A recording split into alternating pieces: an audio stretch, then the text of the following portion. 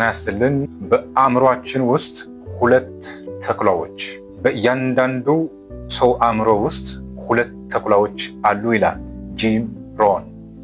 የስብዕና ግንባታ ታላቁ መምህር፣ የብዙ መጽሐፎች ደራሲ ጂም ሮን በልጅ ልጁ አንድ ጥያቄ ተጠየቅኩ ይላል። አንድ ወቅት አእምሮአችን እንዴት ይሰራል የሚል ጥያቄ ነበረ የጂም ሮን የልጅ ልጅ የጠየቀው። የሰው ልጅ አእምሮ እንዴት ይሰራል ነው የተፈጠርንበት ፈጣሪ በነፃ የሰጠን ስጦታ አእምሮአችን እንዴት ይሰራል ተብሎ ተጠየቀ በልጅ ልጁ። ይህን ጊዜ ጠያቂው ህፃን ልጅ 5 ዓመቱ ነውና ለ5 ዓመት ህፃን እንደሚገባ አድርገው በአንድ ምሳሌ ለማስረዳት ሞከረ። ስለዚህ አእምሮአችን እንዴት እንደሚሰራ ለ5 ዓመት ህፃን ልጅ እንዲገባ አድርገው ጂም ሮን የነገረውን ትምህርት እስቲ ፎርዋርድ አድርግላችሁ። እንዲህ አለው፣ ሁልጊዜ በሰው አእምሮ ውስጥ ሁለት ተኩላዎች አሉ። በሁሉም ሰው አእምሮ ውስጥ ሁለት ተኩላዎች አሉ ብሎ ጀመረ ለህፃኑ ልጅ ሲያስረዳ። አንደኛው ተኩላ መልካም ተኩላ ነው፣ ሁለተኛው ደግሞ መጥፎ ተኩላ ነው ብሎ ጀመረ። ሁለቱ ሁልጊዜ በሐሳብ ስለማይገናኙ የሚጣሉ ተኩላዎች ናቸው ይላል። በአእምሮአችን ውስጥ ያሉ ተኩላዎች ሁልጊዜ የሚጣሉት፣ አንዱ ስለ መልካም ነገር ያስባል፣ ሌላው ደግሞ እሱን የሚያኮላሽ ኔጌቲቭ ነገር ወይንም አሉታ ነገር የሚያስብ ሌላ ተኩላ አለ ይላል። ሁለቱ እሳቤዎችን አዎንታና አሉታዊ እሳቤዎችን በአእምሮአችን በየቀኑ የሚመላለሱ እነዚህ እሳቤዎችን በሁለት ተኩላዎች አስመስሎ ነበረ ጂም ሮን ለ5 ዓመት ለልጅ ልጁ እየነገረ የነበረው።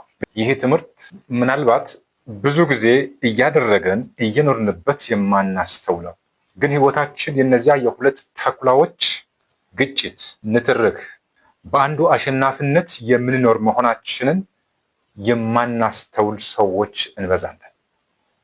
ሁለት ተኩላዎች በአእምሯችን ውስጥ ያሉት ምንድን ናቸው? እንዲህ ይላል፣ ከዚህ በኋላ ህይወታችን እጅግ ስኬታማ እንዲሆንልን ሁለቱን ተኩላዎች በማወቅ እንጀምር ይላል ጂም ሮን። ሁለቱ ተኩላዎች በሰው ልጅ አእምሮ ውስጥ ያሉ የሚነታረኩ የሚፋጁ አንዱ አንደኛውን እያሸነፈ በአእምሯችን ውስጥ የሚገኙ ሁለቱ ተኩላዎች ምንድን ናቸው ነው እንደ ጂም ሮን አስተምሮት። በአሸናፊው ተኩላ እሳቤ ነው ህይወታችንን የምንኖረው። ምንድን ናቸው እነዚህ ተኩላዎች? ህይወታችንን የምንመራው ባሸነፈው ተኩላ እሳቤ ነው። ይሄን አደርጋለሁ ይላል አንዱ እሳቤያችን። ሌላው ደግሞ ይሄን ካደረግ እንዴት ይጎዳለህ፣ እንዴት ይከስራለህ፣ እንዴት ትወድቃለህ፣ አትችለውም፣ አትሰራም፣ የሚደግፍ ሰው የለም፣ ገንዘብ የለህም፣ እውቀቱ የለህም፣ እስኪሉ የለህም ይላል። ሌላኛው ተኩላ ደግሞ እንደዚህ ሰውን እረዳለሁ፣ ራሴን አሻሽላለሁ፣ እንዲህ መቆጠብ አለብኝ፣ እንዲህ መማር አለብኝ ሲባል ነው እያለ ሰበቦችን በአሉታ መልክ የሚያነሳው ኔጌቲቭ እሳቤው ነው ባድ ተኩላ የተባለው ወይንም መጥፎ ተኩላ የተባለው። ሁለቱ ሁልጊዜ በሰው ልጅ አእምሮ ውስጥ የሚገኙ ናቸው። መልካሙም መጥፎም ተኩላ ወይንም መልካሙም እሳቤ መጥፎም እሳቤ ሁልጊዜ ይታገላሉ፣ በተለይ በኮንሽስ ማይንዳችን ላይ ማለት ነው። እነዚህ ሁለቱ ተኩላዎች ሁልጊዜ የሚደባደቡ ናቸው በአእምሯችን ውስጥ። ነገር ግን አለ ህፃኑ ልጅ፣ ማን ነው አሸናፊው? ማን ነው የሚያሸንፈው አባይ ብሎ ጠየቀው። ይህ ጥያቄ ነበር ለዛሬ ለትምህርታችን ይሆን ዘንድ ያመጣ ነው።